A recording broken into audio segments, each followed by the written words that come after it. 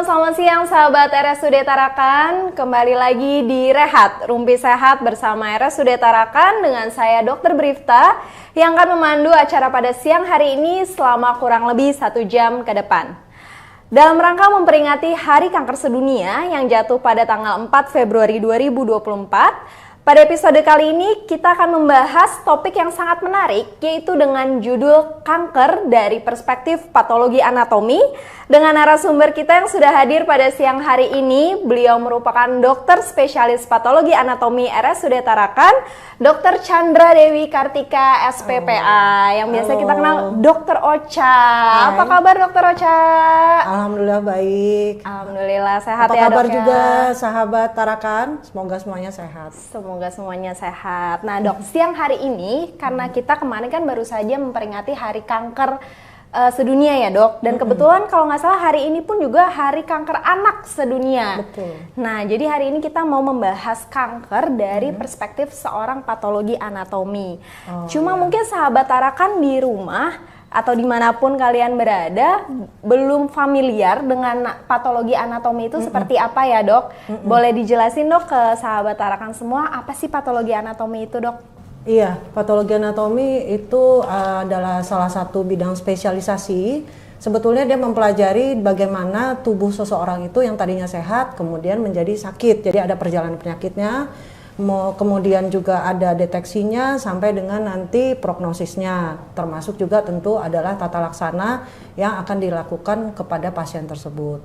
Nah, jadi untuk patologi anatomi sendiri tidak related selalu dengan kanker ya dok ya, bisa dengan penyakit-penyakit yang non neoplasma atau non kanker, kemudian bisa penyakit inflamasi, terus penyakit autoimun misalnya seperti dermatitis, eksim itu, atau mungkin juga morbus Hansen ya, atau mungkin secara awam disebutnya dengan lepra. Nah itu juga spesimennya setelah diambil oleh dokter-dokter klinisinya itu dikirimkan kepada kami patologi anatomi. Kemudian kami lakukan proses, kami lihat di bawah mikroskop, baru nanti kami mengambil sebuah kesimpulan. Berarti sangat luas ya dok patologi anatomi itu gitu. Betul, ya. Betul. Nah sebenarnya apa saja sih dok yang termasuk dalam pemeriksaan patologi anatomi? Tadi kalau dokter sebut ada lepra, ada dermatitis segala macam. Nah itu jenis pemeriksaan itu seperti apa gitu dok patologi anatomi itu? Baik, pemeriksaan patologi anatomi itu bisa memeriksa spesimen yang padat dan juga spesimen yang bentuknya cair ataupun yang bentuknya apusan ya. Jadi yang padat itu misalnya seperti kalau misalnya pasien habis dioperasi itu dok, jaringan operasinya kan nanti diproses dibawa ke kami, kemudian diproses di patologi anatomi, nanti sampai menjadi slide, terus baru dilihat di mikroskop. Atau dalam bentuk cairan itu bisa dari cairan otak, kemudian dari urin, dari cairan di paru-paru, cairan di dalam rongga perut seperti itu. Nah itu nanti juga dikirimkan kepada kami. Kemudian juga kerokan atau apusan itu seperti kalau pada pemeriksaan pap smear, kemudian pada pemeriksaan dermatitis itu juga ada yang dengan kerokan kemudian dikirim ke patologi anatomi. Nah itu tadi mungkin sahabat Tarakan familiar dengan pap smear ya. Nah kalau selama ini mungkin ke pap smear cuma taunya mungkin sampai ke dokter kandungan aja gitu ya dok. Betul. Tapi sebenarnya behind the scene-nya ya. Nah itu ada dokter patologi anatomi betul, itu. Behind the scene-nya nih sebenarnya dokter kandungan mengambil spesimennya ya dok. Kemudian diberikanlah kepada patologi anatomi untuk dilihat apa sih sebenarnya selnya gitu. Apakah ganas, apakah ternyata bukan kanker atau memang kanker gitu. Jadi ini adalah mastermind atau behind the scene. Behind the scene-nya sih biasanya behind ya, the scene-nya dari sebuah penyakit gitu ya untuk menegakkan diagnosisnya seperti itu ya dok. Betul, dok. Nah manfaat dari pemeriksaan patologi anatomi ini apa aja dok? Apakah seluruhnya itu mungkin tadi dokter bilang kerokan, apusan dan segala macam itu apakah harus selalu dikirimkan ke patologi anatomi atau seperti apa dok manfaat dari pemeriksaan patologi anatomi ini? Iya, sebetulnya memang sudah ada undang-undangnya ya dan juga Permenkesnya bahwa seluruh jaringan yang diambil dari tubuh manusia itu wajib dilakukan pemeriksaan patologi anatomi. Karena itu kenapa begitu? Karena pasien itu berhak tahu gitu loh. Yang diambil ini sampelnya atau spesimennya apa. kemudian kenapa dia diambil, walaupun secara klinik mungkin indikasinya sudah ada, tetapi confirm diagnosnya apakah dia, kalau orang awam mungkin hanya tahu kanker atau tumor gitu ya. Nah itu sebetulnya nanti peranan dari dokter spesialis patologi anatomiknya itu yang menentukan gitu, apa nih jaringan yang diambil, apakah dia tumor jinak, tumor ganas gitu ya, atau kanker, ataukah dia hanya karena peradangan, misalnya mungkin belum familiar kali ya untuk yang namanya TBC. TBC itu kan orang selalu konotasinya di paru ya, padahal sebetulnya TBC itu bisa di mana-mana, termasuk di usus gitu. Mungkin gambarannya sepintas seperti tumor ya kalau di pemeriksaan penunjang radiologiknya, tetapi setelah diambil sampelnya juga diproses ternyata confirm itu adalah TBC dari pemeriksaan patologi, sehingga itu nanti akan pengaruh kepada prognosis, apalagi juga untuk terapi selanjutnya dok. Gitu kan, kalau dia misalnya kanker pasti akan diteruskan dengan radioterapi, kemoterapi atau radiokemoterapi. Nah, itu nanti ada pada dokter klinisinya berdasarkan hasil kesimpulan dari pemeriksaan patologi anatomi. Jadi patologi anatomi ini melekat erat ya dok sebenarnya dengan dokter bedah mungkin, atau dokter kandungan, dokter kulit, seperti itu. Jadi kemana-mana sih. Oke, jadi dokter penanggung jawabnya itu bisa memilih tata laksana atau tindakan selanjutnya itu berdasarkan hasil dari spesialis patologi anatomi, seperti itu ya dok. Jadi dari mungkin kan tuh taunya biopsi gitu ya dok ya, biasanya biopsi, nah itu dikirimnya ke patologi anatomi. Kalau biopsi itu dia spesimennya lebih kecil ya, biasanya ukurannya, pengambilannya juga tidak terlalu rumit, bisa invasif, bisa non invasif. Jadi kalau invasif mungkin dilakukan di OK, pasiennya bisa under anestesi.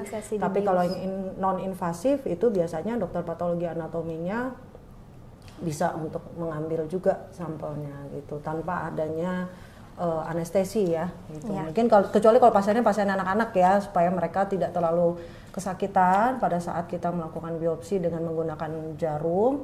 Jadi biasanya kita kasih spray silokain dulu supaya mereka tidak terlalu merasa nyeri gitu. Kasihan soalnya kalau anak itu kan. Iya. Nah, mungkin sahabat Terang bertanya-tanya, terus patologi anatomi ini cara kerjanya seperti apa sih dok? Gitu kan. Nah, mungkin mau ditampilkan gambar dok atau boleh. Gimana? Boleh ya, kita tampilkan gambar ya yang untuk cara kerja. Nah, ini dia. Iya. Oke, boleh dijelasin dok? Dokter spesialis patologi anatomik. Jadi kami itu bekerja pada saat kami menerima spesimen yang sudah diawetkan di dalam formalin buffer, kemudian kami potong ya, kami lakukan potongan, sampling sesuai dengan permintaan dan diagnosanya. Kemudian kami lakukan processing di dalam mesin processing selama kurang lebih 18 sampai 20 jam. Setelah itu jadi slide, baru dilihat oleh dokter patologi anatomi dengan menggunakan mikroskop ini gitu. Nah, di mikroskop ini memang peranan patologi anatomi itu sulit ya, karena kita harus melihat sel per selnya itu, karakternya, kemudian selnya ini patternnya seperti apa, kemudian apakah dia menyelusup ataukah dia berbatas. Nah, itu semua penilaian itu dalam satu slide itu harus kami nilai gitu ya. Terkadang satu pasien itu bisa sampai 8 sampai 10 slide.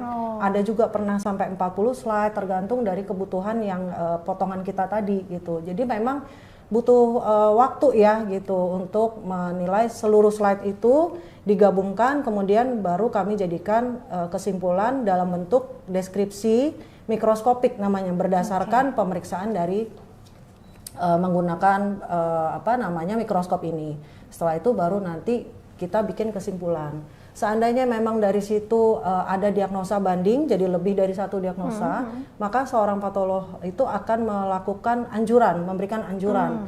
Bisa pemeriksaan lanjutan berupa imunohistokimia, flow cytometry, ataukah sampai dengan ke pemeriksaan yang sifatnya molekuler, jadi DNA-nya gitu, genotypingnya nanti juga bisa dilakukan. Gitu. Nah, boleh ditampilin gambar tadi, ada dokter bilang slide ya? Iya. Bilang slide. Nah seperti ini ya dok ya. Aduh pusing sekali nih bacanya, gimana ini dok? Ya, mungkin kalau yang tidak tidak mendalami patologi anatomi ini, mungkin saya Bingung. waktu saya residen nih dok, itu ada dari residen lain bilang gini, ini selnya sama semua loh, bulat-bulat, kenapa kalian bisa menyimpulkan ini gitu? Ya karena memang ternyata tiap-tiap sel itu mempunyai karakteristik yang sendiri-sendiri ya gitu, dan dari tiap organ segala macam itu mempunyai karakteristik sendiri. Nah ini adalah contoh sel yang kami lihat di bawah mikroskop. Ya kebetulan ini adalah pasien, kalau saya tidak salah ini adalah pasien dengan kanker paru ya, gitu. Jadi ini yang kami lihat di bawah mikroskop. Dan ini yang kami nilai. Ini kan di sini ada ininya ya dok ya, ada kelompokannya, ada patternnya dia, ya ada kan. yang jarang-jarang, ada yang Ada yang berkelompok, tersebar, ada yang berkelompok gitu. Iya, ada yang seperti terselubung gitu Iya, ya dok ya. nah itu kami harus baca itu semua gitu, kita harus lihat. Jadi makanya seorang patolog itu dia akan menyisir, jadi bentuk slide-nya seperti ini, dia akan menyisir dari kiri ke kanan. Kalau memang ini nanti dia akan sisir lagi tuh gitu, karena memang sebetulnya karena nanti efek daripada kesimpulan yang kami buat itu adalah kepada tata laksana pasien dan sekaligus prognosisnya. Oh iya, dok. betul. Gitu.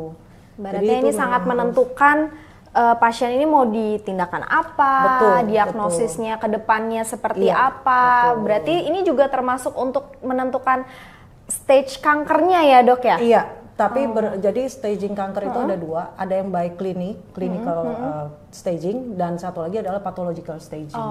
Jadi agak berbeda ya. Tetapi biasanya clinical staging dengan pathological staging itu Tercermin gitu ya dok? Sejalan biasanya. Iya, jadi peranan dokter spesialis patologi anatomi ini sangat berperan sebagai bagian dari tata laksana kanker. Iya, seperti itu betul. ya dok ya? Tidak hanya kanker, sebetulnya yang untuk non kankernya pun juga kita bagian dari itu. Kalau misalnya ternyata pasiennya ketemunya sakitnya TBC, ya pasti dia akan diobatinnya kan dengan terapi Dengan yang terapi TB, TBC, betul. betul. Jadi akan ada kapan sebenarnya pasien itu bisa dikonsulkan dok ke spesialis PA? Apakah harus seluruh pasien atau ada kriterianya atau bagaimana dok?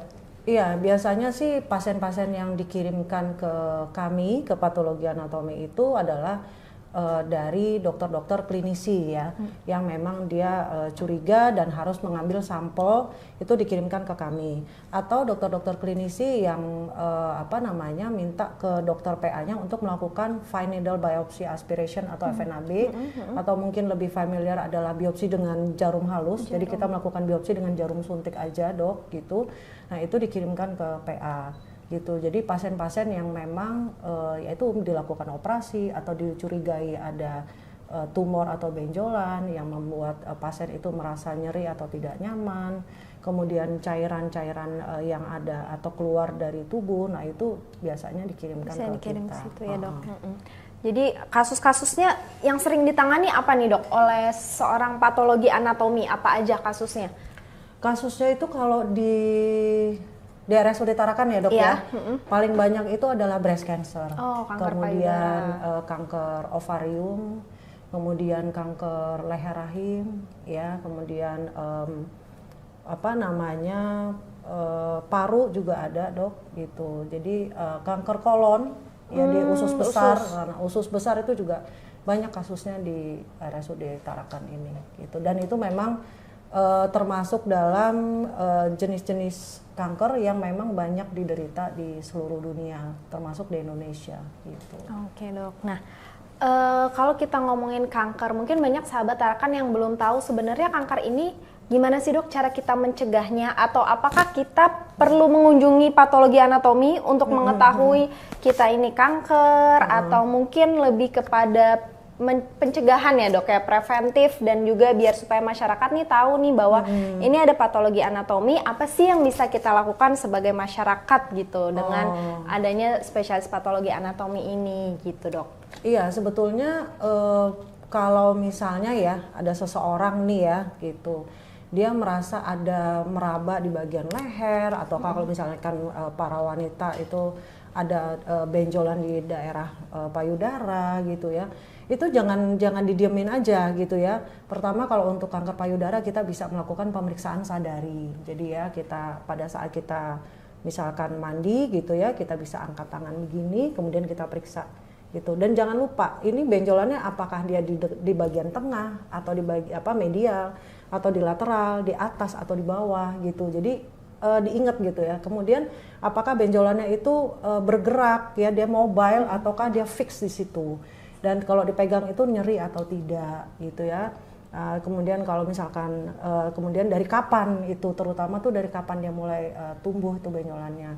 Dan kalau untuk breast cancer juga hati-hati kalau misalnya mohon maaf pada bagian putingnya itu keluar cairan seperti susu atau nanah, cepat itu harus cari pertolongan gitu. Rata-rata sih sebetulnya ini ya dok, kasus-kasus kanker itu pada umumnya datang itu dalam stage yang memang sudah lanjut ya. Oh, baru gitu. ketahuan. Baru gitu, ya antara dia incidental finding jadi tiba-tiba atau tidak sengaja diketahuan, atau dia sudah tahu tapi pasiennya ini takut gitu ya untuk melanjutkan berobat karena aduh ini pasti dioperasi, dibedah segala macam, atau dia akan mencari pengobatan alternatif dulu nih gitu. Setelah ketahuan terus dia lari ke alternatif dulu. Nah, habis itu kalau nggak bisa baru nih lari balik lagi ke rumah sakit. Nah, itu pada saat itu stage-nya pasti udah semakin naik, berlanjut. Betul. Nah, itu yang akhirnya membuat penanganan terhadap kasus-kasus keganasan itu menjadi sulit gitu karena jadi lebih kompleks gitu. Jadi mungkin juga selain itu juga kemungkinan sudah ada misalnya metastasis ke organ lain, menyebar itu jadi lebih kompleks lagi. Betul, dan prognosisnya juga menjadi lebih kurang baik ya kalau begitu gitu sih dok. Nah nanti tadi kan dokter bilang banyak pasien yang takut karena ini saya mau bahas tentang mitos nih dok. Banyak mitos ya kan, yang kalau misalkan cancer jangan dipotong nanti malah jadi nyebar kemana-mana, ya kan dok. Itu sering banget tuh. Biasanya pasien tuh takut seperti itu. Oh saya nggak mau dok dibedah gitu kan. Ini harus dicek dulu, diambil dulu sebagian. Biasa dokternya bilang seperti itu kan dok. Terus nanti habis itu abis dibedah, abis dibiopsi, ternyata nyebar nih kemana-mana, ibaratnya kayak memancing gitu. Nah itu dokter mungkin boleh jelaskan biar kita patahkan mitos itu gitu dok. Biar pada nggak takut kalau mau ngecek gitu kan dok. Sebetulnya memang salah satu cara mematahkan mitos adalah dengan evidence base ya, ya kan? Dengan data-data dari jurnal atau penelitian sebelumnya. Memang ada macam-macam sih dok ya, ada yang memang terapi misalnya pada terapi kanker kolorektal ya, kalau memang dia confirm tempatnya di situ biasanya dari dokter bedah digestifnya dia akan melakukan reseksi di bagian yang memang ada langsung kanker diambil aja. semua gitu supaya mencegah supaya tidak menyebar kemana-mana. Tapi pada pasien dengan breast cancer itu juga biasanya dari dokter bedah onkologinya akan melakukan biopsi dulu gitu kan, nanti dikirim ke PA. Kalau memang dia ganas dia akan melakukan kemoterapi neoadjuvan dulu gitu ya. Kemudian untuk memfiksir supaya ini tidak semakin membesar, kemudian juga diharapkan sel-sel kankernya juga mulai mengecil atau mati. Nah, baru nanti dilakukan tindakan pengambilan atau pengangkatan payudara. Jadi tidak langsung ini tumor, ini langsung operasi, enggak. Pasti ada tahapan-tahapannya sehingga tahapan-tahapan itu nanti menentukan tata laksananya mau seperti apa dulu nih. Karena tidak semua pasien yang ada tumor atau kankernya itu langsung jebret dioperasi, enggak. Ada beberapa kanker yang tidak boleh langsung diangkat, tetapi harus kemoterapi dulu, radioterapi dulu, baru nanti dilakukan pengangkatan. Nah, itu di situ kolaborasi antara dokter patologi anatomi dengan dokter-dokter klinisi, terutama dokter-dokter onkologi yang bergerak di bidang onkologi. Itu sangat berperan gitu ya gitu. Jadi sebetulnya justru kalau ada benjolan atau apa siapapun ya, ataukah kita ataukah ada keluarga atau apa, itu justru harus di encourage, ayo periksa gitu. Termasuk kalau misalnya pap smear ya untuk wanita yang memang sudah melakukan hubungan gitu ya kan. Nah, itu harus pap smear gitu. Memang harus pap smear. Jadi jangan sebagai takut ya dok. Ya, iya betul. Jadi jangan takut mitos-mitos di luar yang bilang jangan dibiopsi atau jangan diambil sedikit nanti malah nyebar. Justru kita harus cek sedari awal gitu ya dok. Paling tidak kita tahu ya, kalau saya biasanya ketemu sama pasien atau keluarga yang seperti itu atau teman yang seperti itu, saya paling tidak mengencourage mereka adalah bahwa masa sih nggak kepengen tahu nih benjolan kamu nih apa gitu loh, ya kan? Ini kan badan kita sendiri, kita harus tahu nih badan kita ada apa nih gitu kan. Jadi harus itu kemudian oh kalau dilakukan ini. Nah, apalagi sekarang kan eranya kan browsing apa aja gampang ya. Jadi kita bisa itu, dan jangan takut juga tanya sama dokter yang merawat atau yang menangani kita, dok saya baca begini kok begini. Nah itu jadi akan menambah wawasan kita, kemudian juga menambah keyakinan kita bahwa oh ini yang saya lakukan sudah on track ya, jadi betul gitu. Oke dok. Nah kalau di RSUD Tarakan sendiri dok, pemeriksaan apa saja dok yang berkaitan dengan kanker dan juga patologi anatomi? Jadi pemeriksaan patologi anatomi apa saja yang berkaitan dengan kanker yang bisa dilakukan di sini? Iya, kalau untuk mulai kayak deteksi dininya mungkin yang biasa dilakukan adalah pap smear ya. Pap smear. Kemudian juga kalau untuk ada yang benjolan dicurigai kita bisa melakukan FNAB. Jadi bisa melakukan FNAB, kemudian juga bisa dari jaringan yang kita dikasih dari OKA itu ya, dari kamar operasi, kamar bedah, itu bisa kita lakukan di situ ya. Jadi mulai dari yang pemeriksaan yang sifatnya deteksi dini sampai yang sifatnya molekular. Tapi kalau untuk ditarakan untuk saat ini itu kami baru sampai ke tahapan imunohistokimia khususnya untuk breast cancer. Nah, kedepannya kami akan melakukan pengembangan ya untuk pemeriksaan imunohistokimia, karena kasus-kasus yang ada di RSUD Tarakan ini terkait tipe A-nya itu memang udah kompleks gitu ya. Jadi kadang kita juga, kami sebagai patolog gitu di sini juga, loh ini kok setelah kita search, loh ini kejadiannya cuma 0,5% di seluruh dunia. Ada yang cuma 1% ditemukan di sini gitu. Jadi sebetulnya ya namanya tipe A pasti kan banyak dirujuk ke sini gitu kan. Jadi banyak yang kasus-kasus rare atau very rare yang kita temukan di RSUD Tarakan ini. Itu kasus apa tuh dok? Yang jarang itu yang boleh diceritain? Kalau pengalaman saya sendiri ya gitu. Ada pasien kita dulu sekitar tahun 2018-2019 itu ada kasus kanker endometrium gitu ya, dimana itu sebetulnya diderita oleh wanita yang usianya 40-an ke atas. Biasanya. Tetapi pasien yang ini yang saya temui ini umurnya baru 18 tahun, 19 tahun gitu. Jadi saya sempat bener nggak nih gitu. Dan setelah dilakukan pemeriksaan beberapa kali, confirm itu adalah kanker endometrium. Dan saya search waktu itu sekitar tahun 2019 atau 2020 saya search yang termuda di seluruh dunia adalah umur 27 tahun. Oh, berarti ini lebih muda lagi 18 tahun gitu. Nah, terus juga kemarin kita menemukan kayak saya sendiri juga ada kanker melanoma ya. Biasanya melanoma tuh di daerah yang berkulit ya, tetapi ini kita temukan ada di usus. Nah, jadi itu udah kita sampai yang kami ya kalau di Tarakan ini kita ada 3 patolog ya. Kita kan kalau patolog itu tidak boleh sendiri bekerjanya, tetapi kalau kita dalam kondisi yang bener nih begini, kita akan saling sharing gitu kan, sharing gitu. Jadi kita saling ini, dan kemudian kita juga harus buka literatur, buka jurnal, buka e-book, textbooknya gitu kan, supaya sebetulnya kita buka tuh lebih kepada juga untuk mengkonfirmasi benar nggak sih ini rare loh, very rare loh gitu. Ternyata betul di sini ada, dan sudah ada beberapa yang dijadikan untuk jurnal ya. Nanti ini ada beberapa yang akan kita ajukan sebagai jurnal atau artikel ya yang memang milik dari RSUD Tarakan, karena pasiennya pasien dari sini. Iya, gitu. Dan bisa untuk menambah pengetahuan juga seluruh dunia, nggak cuma Indonesia ya dok ya kan. Gitu. Oke, nah balik lagi dok tadi ke yang usia 18 tahun ternyata ketemu kanker endometrium gitu ya dok. Nah berarti kan padahal harusnya biasanya itu diderita oleh usia 40 ke atas. Berarti kan kita harus deteksi sedini mungkin. Betul. Nah jadi kapan sih dok sebenarnya kita tuh udah bisa mulai mendeteksi kanker, kemudian cara mendeteksinya tuh ada metode apa saja gitu, mungkin untuk laki-laki seperti apa, untuk perempuan seperti apa, tergantung usia atau bagaimana dok?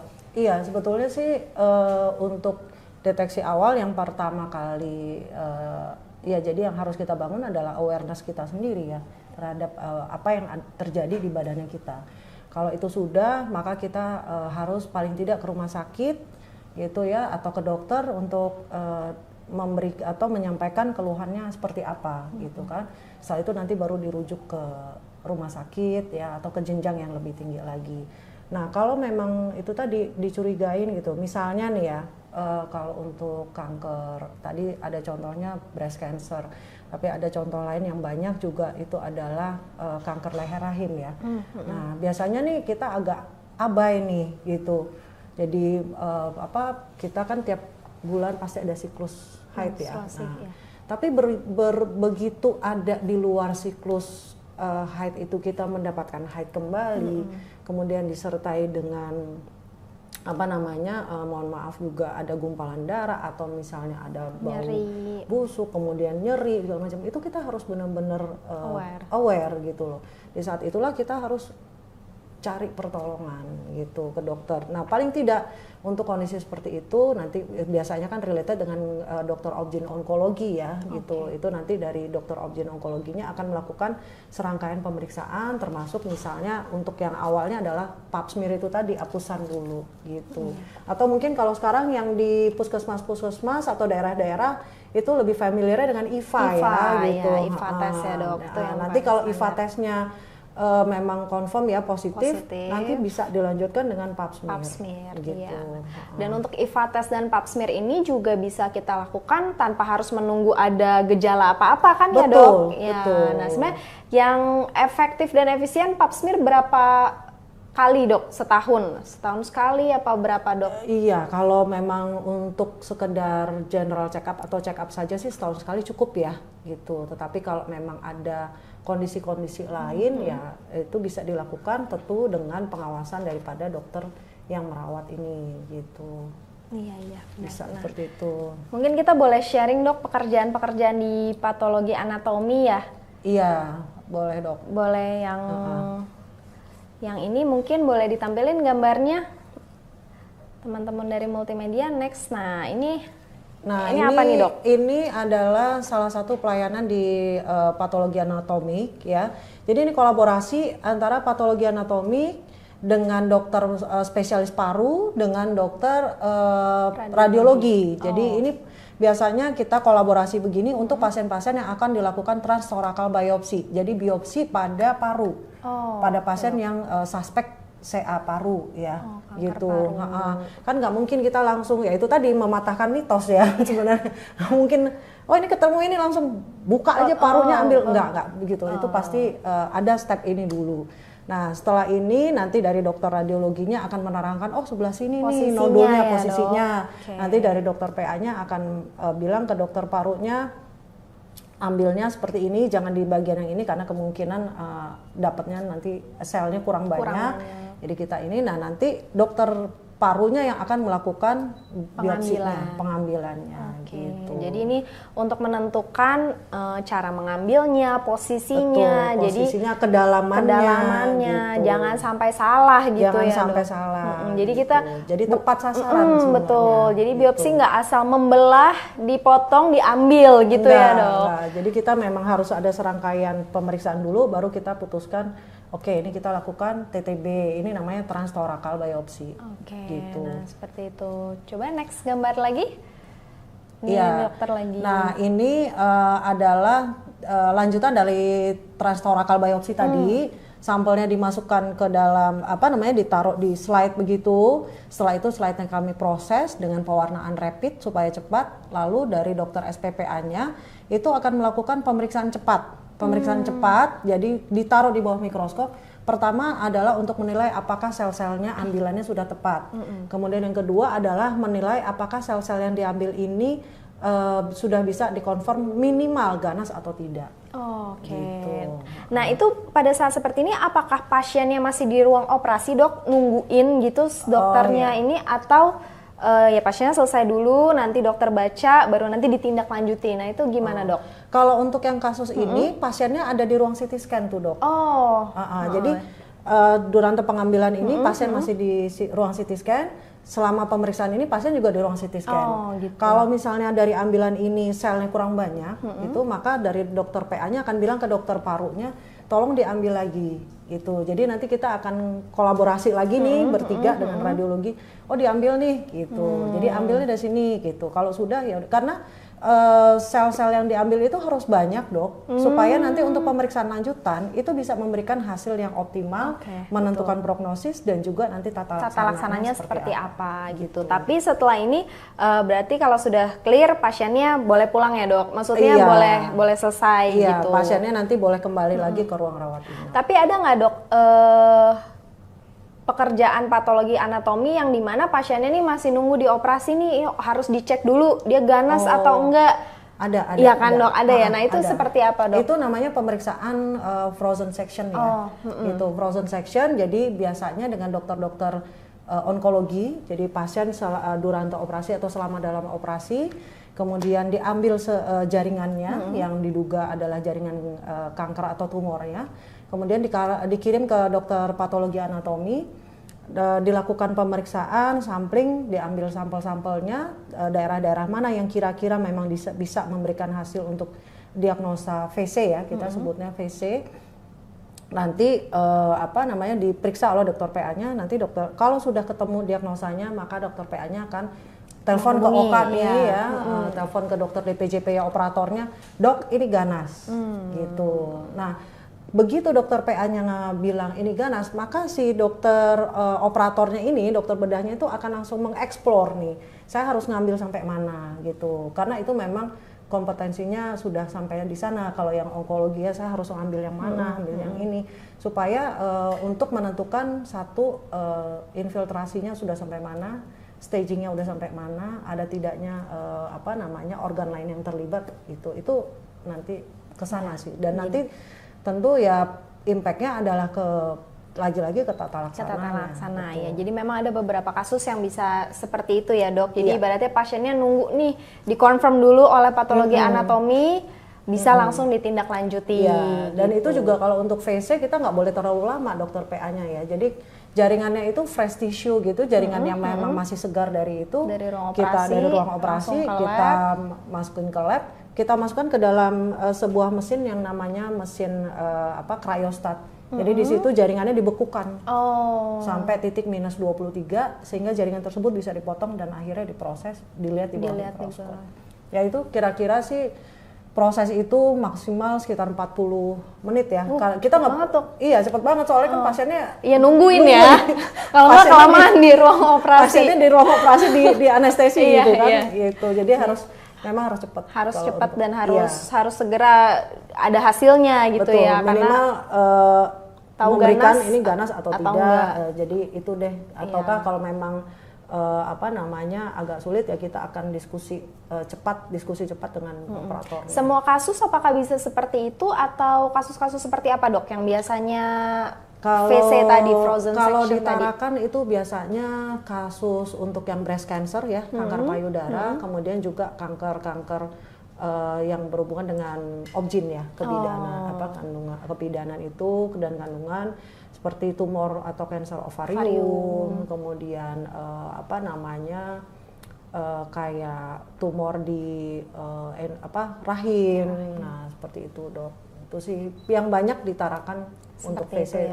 Ada juga yang VC itu dokter bedah anak. Jadi menentukan kalau misalnya anak-anak itu hisprung ya, jadi dia tidak ada ganglion atau saraf di ususnya itu ada gangguan. Nah di situ nanti ada juga kita VC untuk hisprung, bisa juga menentukan hisprung ada ganglion saraf yang ibaratnya matur atau matang atau enggak, karena itu nanti kan jangka panjangnya adalah untuk gerakan usus dari si anak itu sendiri gitu. Oke dok. Nah boleh kita next foto lagi, kita lihat.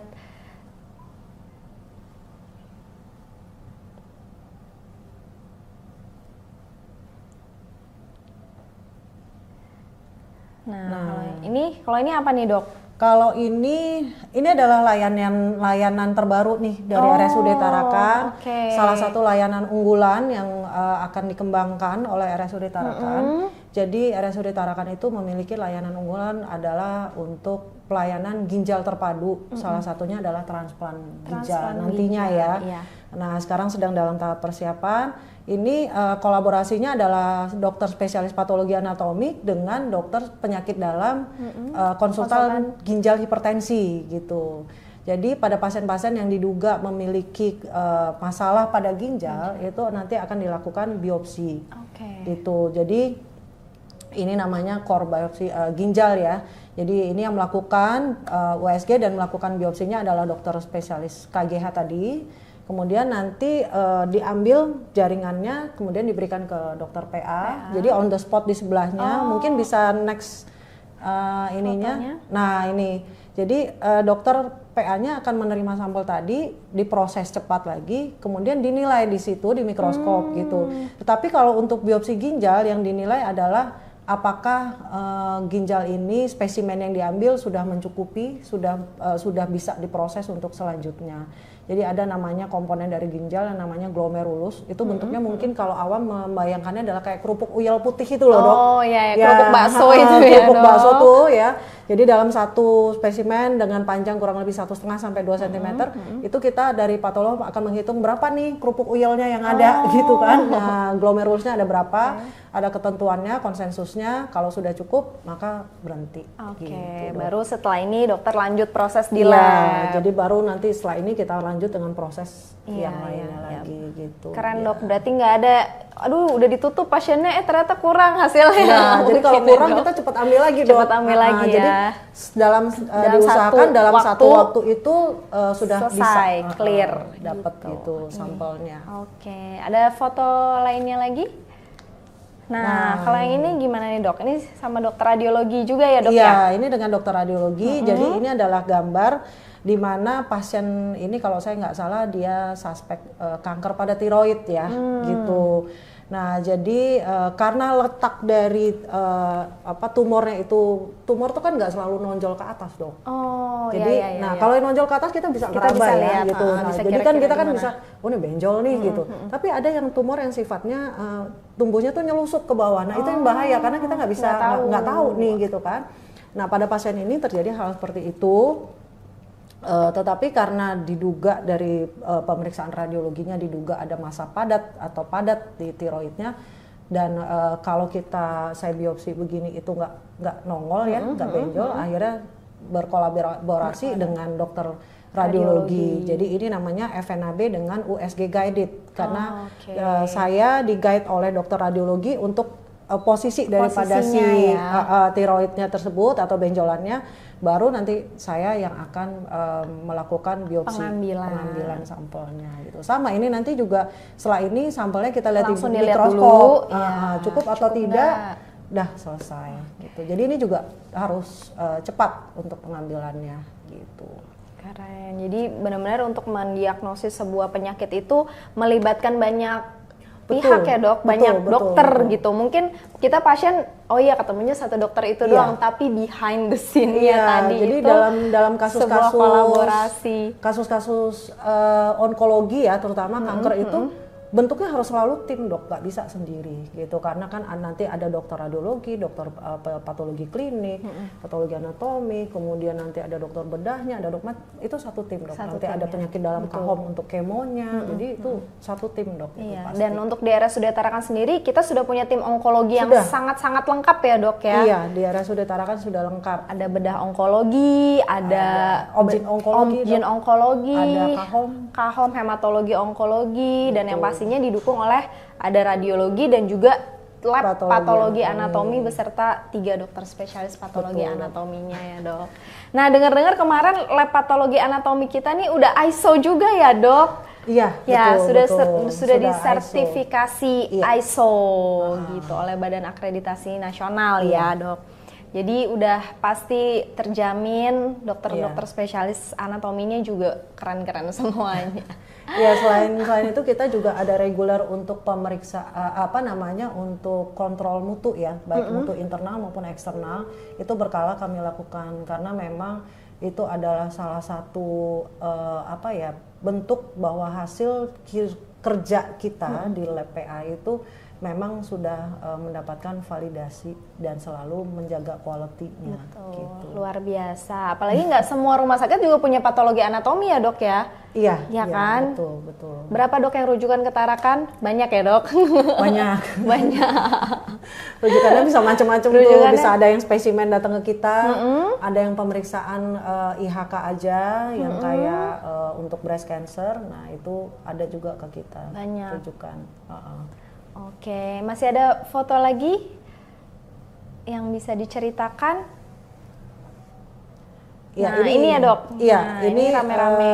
Tim salah satu ini namanya CPC ya, Clinical Pathological Conference. Oke. Jadi ini ada di sini ada dokter patologi anatomi, ada dokter patologi klinik, ada dokter penyakit dalam, ada dokter penyakit dalam hemato-onkologi, ada radiologi, kemudian ada dokter bedah onkologi gitu. Jadi kalau untuk pasien-pasien setelah kita ketemu nih pasiennya, kita pasti akan ngobrol dulu nih. Ini pasiennya kayak gini loh kondisinya. Jadi dari masing-masing keilmuan ini memberikan datanya, memberikan pandangannya, memberikan bagaimana ini akhirnya dapat sebuah konklusi pasien ini stepnya pertama apa dulu, kemudian apa gitu. Jadi memang kolaborasinya harus dan komprehensif ya dok. Iya, perawatannya sangat komprehensif, keren banget. Jadi jadi yang mau ke Tarakan silakan karena kita benar-benar fokus di perawatan pasiennya gitu ya dok. Kalau misalnya kita selalu konferensi seperti ini dengan berbagai multidisiplin seperti itu, jadi mendapatkan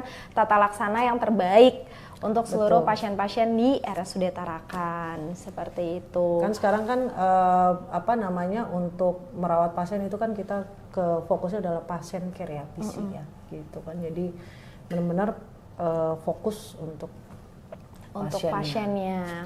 Oke, kita mungkin ada pertanyaan dari YouTube. Oh ini tadi yang ISO ya dok ya? Iya betul. Jadi ISO-nya itu benar-benar ya dilakukan.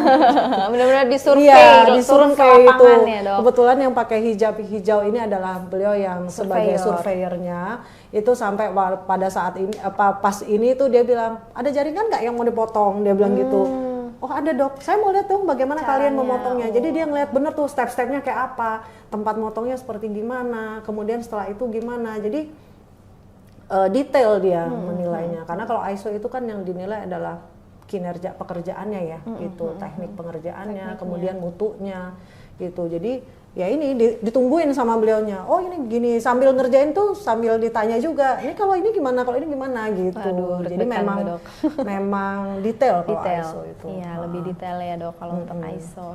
Oke. Ya dan ini adalah tim dari lab patologi anatomi. Ada KSM-nya Dr. Lisda yang di tengah, kemudian ada Dr. Ilona, kemudian saya, terus ada 1 orang admin, Mbak Rani, dan 4 orang teknisi. Nah, masing-masing teknisi ini juga sudah memiliki sertifikat sendiri-sendiri, dok.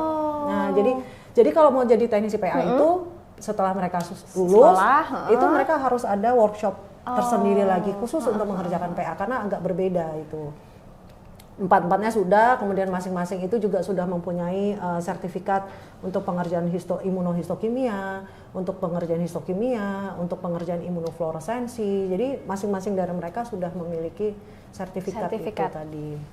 Oke, keren, udah lengkap. Nah, mungkin ada pertanyaan dari teman-teman di YouTube. Oke, kita bacain satu-satu ya dok.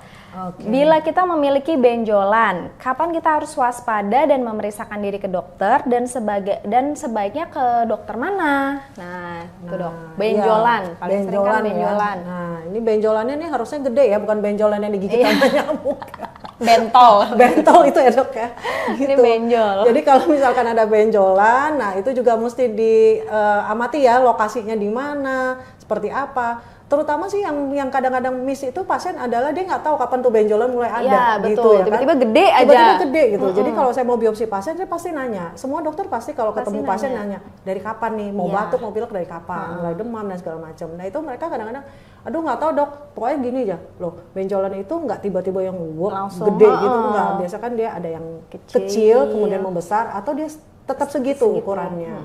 Terus ada yang gerak atau enggak gitu kan ya. Jadi kalau ada benjolan diperhatikan kapan benjolan tersebut mulai timbul, kemudian seperti apa benjolannya, apakah dia mobile, bisa digerak-gerakkan atau dia fix di situ.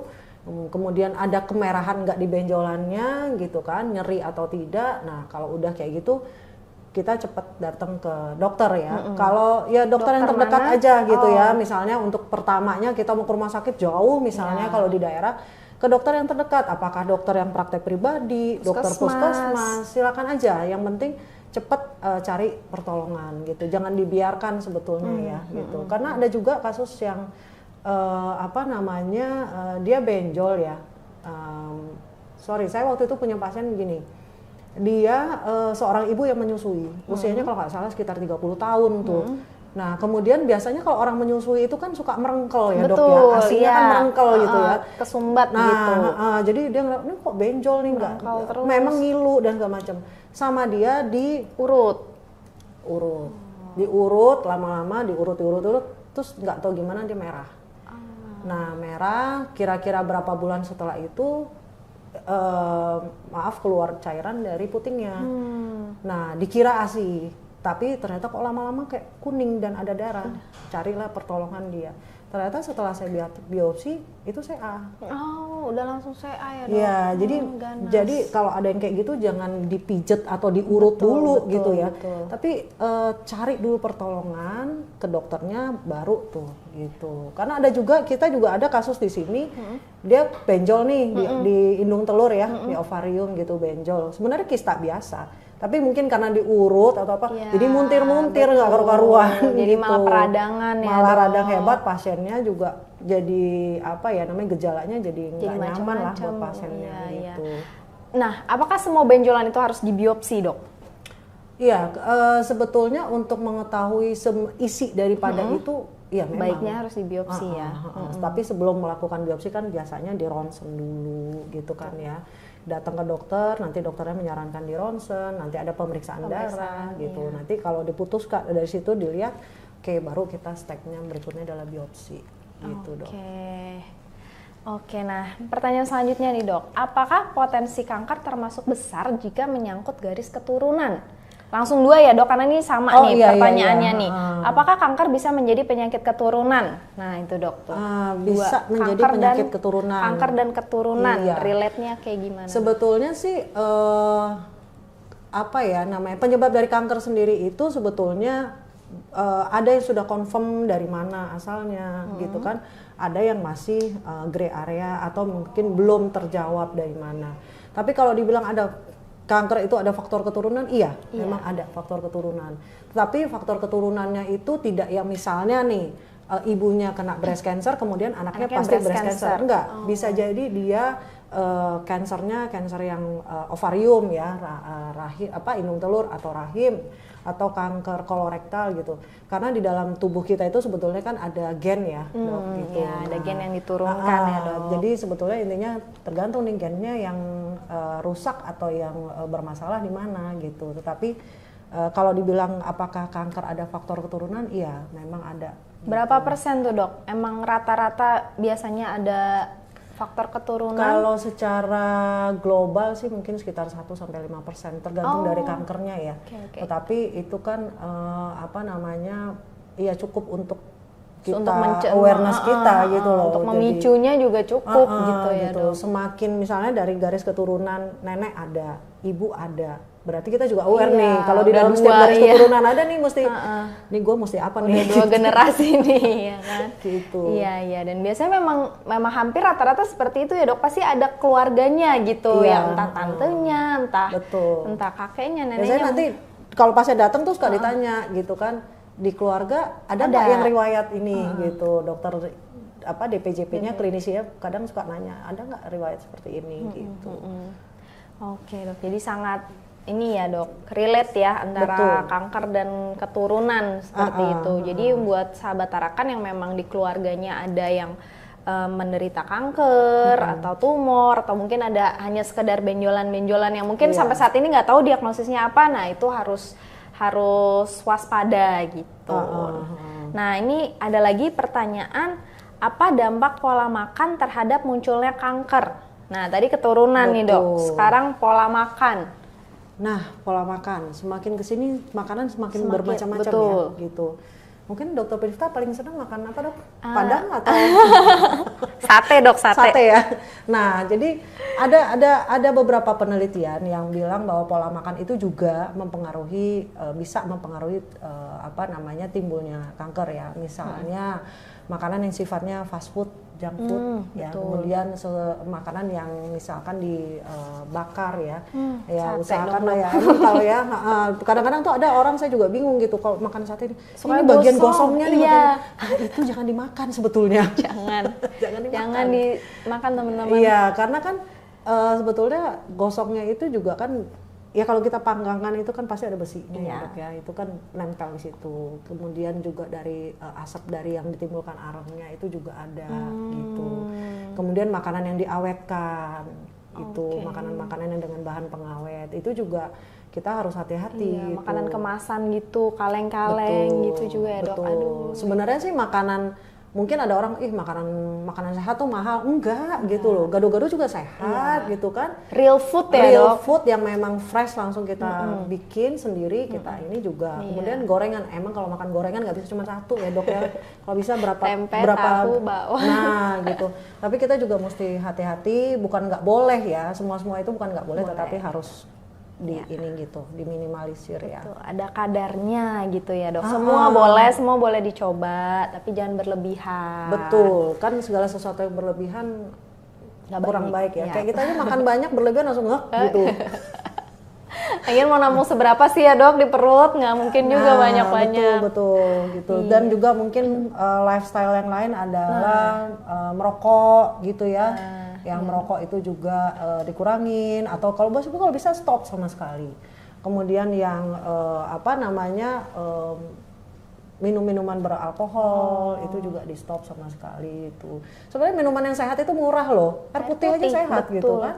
Nah, Gampang ditemuinnya, murah. betul gitu kan, air putih. Nah, itu sebenarnya kita kan memang rata-rata sehari paling tidak 2 liter ya minum air putih gitu ya. Gitu. Jadi gaya hidup yang harus dijaga nih dok untuk mencegah kanker. Jadi itu ya dok ya. Minuman yang bersoda atau ada pengawetnya itu juga ya dikurangin lah. Kalau hari ini udah minum yang minuman bersoda gitu, mungkin minggu depannya lagi atau bulan depan boleh lah gitu. Mie instan juga ya Mie dok. instan, itu kayaknya susah ya dok ya.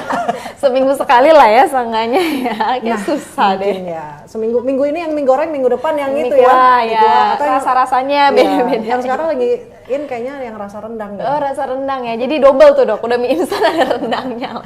Iya. Nah, jadi sebenarnya kanker ini ya kita bisa cegah ya dok. Kita Betul. bisa cegah. Tapi kalaupun misalkan amit-amit memang sudah ada tanda-tanda di dalam diri kita, ya silakan cepat-cepat mencari pertolongan. Nah, ini ada pertanyaan lagi dok. Apakah penyakit kanker dapat disembuhkan? Nah, itu. Ini polemik. Ini pertanyaan yang paling banyak ini sebenarnya ya gitu. Iya. Mau jawabnya juga aduh gitu ya. Iya. Jadi gini, ada intinya begini, begitu kita kanker itu semakin dini ketahuan, prognosis atau mungkin apa ya, saya kalau bahasa Indonesianya, Prognosis angka harapan hidup ya. ya, survival rate atau angka harapan hidupnya itu semakin tinggi sebetulnya. Itu karena kalau sedini mungkin asumsinya atau ininya adalah kankernya ya masih di situ, belum menyebar kemana-mana gitu kan. Itu kemudian ada jenis-jenis kanker seperti misalnya kanker tiroid, kalau cepet itu dia bisa 100% sembuh gitu ya, dengan nanti ada kemoterapi seperti itu. Jadi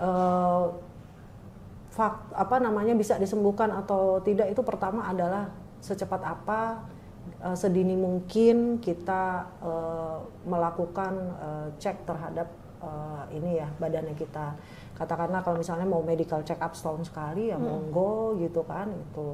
Kemudian juga tapi ada juga kanker-kanker yang memang sulit untuk disembuhkan, bahkan juga mungkin sulit untuk dideteksi. Misalnya seperti kanker darah itu juga harus benar-benar ngulik ya, karena itu juga sulit untuk dideteksi gitu. Jadi tergantung dari jenis kanker, tapi intinya sih semakin cepat kita mencari pertolongan, semakin dini ketahuan jenis kankernya. Iya, jenis kankernya juga berpengaruh gitu ya. Kemudian faktor keturunan tadi, lifestyle dan segala macam gitu. Itu kita kumpulkan menjadi satu data komplit. Itu nanti bisa menentukan apakah survivalnya tinggi atau malah 100% bisa sembuh ya. Gitu. Ada ya dok, tapi kanker yang sembuh 100% ada ya dok? Ada. Tapi ya kalau udah sembuh ya jangan balik lagi gitu ya. Oh udah sembuh nih gitu. Oke, aku makan ini lagi gitu. Lifestyle balik lagi ya? Enggak, jangan. Iya. Nah tadi dokter bilang medical check up itu penting ya dok, ya kan. Nah jadi buat teman-teman sahabat Tarakan yang mungkin bingung nih mau mulai dari mana, kayak dirasa-rasa badannya juga kayaknya sehat-sehat aja dan gimana, tapi medical check up itu memang khusus untuk orang sehat gitu ya dok. Untuk yang nggak punya keluhan apa-apa silakan medical check up gitu. Dan RSUD Tarakan tentunya memiliki paket-paket medical check up yang sangat lengkap dan juga sangat banyak gitu. Kita bisa deteksi kanker lewat misalkan untuk yang perempuan bisa pap smear seperti itu ya dok. Jadi buat sahabat Tarakan yang bingung mau kemana, silakan datang ke RSUD Tarakan. Di sini kami memiliki dokter spesialis yang lengkap. Tadi yang sudah dijelaskan Dokter Ocha, untuk pasien kita benar-benar komprehensif perawatannya dan juga kita kerjasama dengan multidisiplin, tidak hanya dengan satu dokter spesialis saja, ada patologi anatomi, radiologi, bedah onkologi gitu. Dan juga kita memiliki paket-paket medical check up yang sangat lengkap. Jadi boleh kalau misalnya buat sahabat Tarakan yang pengen tahu apa aja sih yang layanan yang ada di RSUD Tarakan, boleh hubungi call center kami di 021 85500 303. Itu 24 jam standby untuk menjawab seluruh pertanyaan sahabat Tarakan semuanya gitu dok. Ya, dokter ada lagi yang mau ditambahin? Ya sebetulnya sih saya sebagai salah satu patolog di RSUD Tarakan nih berterima kasih sekali kepada RSUD Tarakan ya, bahwa kami diberi kesempatan untuk bisa men-share nih sebenarnya kerjaan patologi itu apa, dokter spesialis patologi itu apa gitu kan, siapa ini gitu. Emang kalau saya ditanya nih kerja di mana, saya bilang di RSUD Tarakan. Dokter, iya. Dokter spesialis apa? Kalau saya bilang patologi anatomi langsung tunjuk-tunjuk apa nih gitu ya, nggak ngerti gitu kan. Apalagi ditanya pasiennya berapa sehari, wah itu bingung. Iya gitu. Malah ada yang bilang gini, oh kalau gitu kalau saya sakit saya ke RSUD Tarakan cari dokter. Oh jangan jadi pasien saya, kalau jadi pasien saya bahaya itu nanti. Urusannya bisa panjang gitu kan. Nah tapi paling tidak melalui channel ini mudah-mudahan sahabat Tarakan bisa lebih mengenal lagi bahwa ada loh dokter spesialis yang patologi anatomi, bidang patologi anatomi yang memang bekerja memang behind the scene, tapi apa yang dihasilkan itu adalah merupakan gold standard. Kunci, ya, betul, gold standard gitu.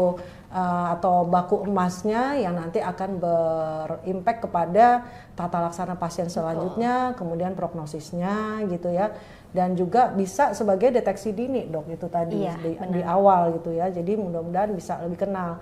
Dan juga kadang ada yang kayak kemarin saya habis ambil biopsi ya, yang USG guide itu keluarganya langsung nanya, dok hasilnya sekarang? Oh enggak, ini bukan ya, ini tidak seperti ambil darah. Yang memang kita ambil tuh kelihatannya sampelnya kayak darah, tapi sebetulnya kalau dilihat di mikroskop sampelnya adalah sel. Sehingga kami harus melakukan pemeriksaan lagi, melihat kembali sel-sel tersebut, sehingga akan butuh waktu untuk seorang patolog sampai dia mengeluarkan hasil kesimpulan yang final. Karena buat kami patolog nih kita harus hati-hati banget nih dok gitu ya. Makanya kita kadang-kadang kok lama sih gini, bukan bermaksud kami mau melama tidak, tetapi kami harus betul-betul confirm, betul-betul yakin bahwa diagnosa yang kami keluarkan ini adalah yang finalnya, karena nanti ya itu berdampak pada tata laksana dan juga seluruh perawatan dari pasien tersebut. Dan juga kami kan kolaborasi ya dalam tim onkologi itu, jadi tidak bisa sendiri juga gitu. Mudah-mudahan lebih jelas lagi lah patologi anatomi seperti apa. Nanti kita akan adain episode berikutnya. Kalau masih banyak yang penasaran tentang patologi anatomi, boleh tinggalin pertanyaan-pertanyaan di Instagram ataupun DM Instagram. Ada hadiahnya ya, jangan lupa. Tadi yang sudah bertanya nanti saya pilih random ya untuk hadiahnya gitu. Wah, ini hadiahnya apa ya, Dok? Hadiahnya itu ada payung dan juga gelas RSUD Tarakan. Waduh, saya aja nggak punya loh itu. Khusus buat teman-teman sahabat Tarakan penonton beruntung setia. banget ini yang dapat hadiah nih. Saya nggak punya. Mungkin untuk dokternya ada voucher apa? Oh boleh, gitu, nanti di belakang ya Dok. Voucher di sekitar Tarakan banyak Voucher, makanan, Dok. ya boleh Dok. Aman, kantin aman, tinggal pilih Dok. Iya. Baiklah sahabat Tarakan, tidak terasa udah 1 jam loh Dok, kita ngobrol-ngobrol udah 60 menit. Sayang sekali akhirnya waktu juga yang memisahkan kita. Buat teman-teman sahabat Tarakan yang masih banyak pertanyaan, mungkin pengen tahu untuk pelayanan-pelayanan di RSUD Tarakan, boleh subscribe, like, dan share YouTube RSUD Tarakan dan juga follow Instagram RSUD Tarakan dengan username @RSUD Tarakan Jakarta. Nanti boleh kirim DM ataupun komen-komen di postingannya kalau ada pertanyaan-pertanyaan buat Dokter Ocha ataupun juga dengan dokter-dokter spesialis yang lain. Baik, terima kasih Dokter Ocha untuk siang hari ini. Terima kasih sudah membuka pikiran kita tentang patologi anatomi dan juga buat sahabat-sahabat Tarakan. Mungkin ini ya makhluk baru atau apa gitu. Tapi ternyata goldnya loh. Baru nih gitu kan. Kuncinya loh dalam sebuah tata laksana perawatan. Oke, sukses terus Dokter Ocha. Sama-sama, Dok, terima Sehat-sehat. kasih. Semoga senantiasa sukses. Baik. Demikian. Dadah sahabat Tarakan. Selamat siang semuanya. Selamat siang semua.